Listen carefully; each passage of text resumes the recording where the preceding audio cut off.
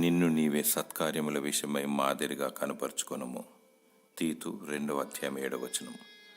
వ్యక్తిగతముగా, కుటుంబంలో, మందిరంలో, సమాజంలో అన్యులకు మరియు విశ్వాసులకు మాదిరిగా ఉండాలి. దేవునికి మహిమకరంగా ఉండాలి.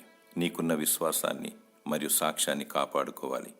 విశ్వాసము మరియు క్రియలు కలిగి ప్రభు పాద సన్నిధిలో దేవునికి మహిమకరంగా ఉంటూ వర్ధిల్లాలి. క్రియలు లేని విశ్వాసము మృతము. దేవుని వాక్యాన్ని అనుదినం ధ్యానించాలి. వాక్యానుసారముగా జీవించాలి. అందరూ నీలో క్రీస్తును చూడాలి. ఎన్ని సమస్యలు వచ్చినా, ఎంత కష్టం వచ్చినా త్యాగము చేయము, ఓర్చుకొనుము, సహించుము. క్రీస్తు ప్రభు వారి శిలువ శ్రమలను చూడుము. అంతవరకు సహించువాడే రక్షింపబడును.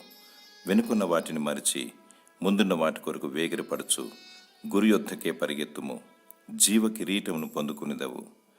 దేవుడు నిన్ను మాదిరికరంగా దీవించి వర్ధిల్ల చేయునుగాక.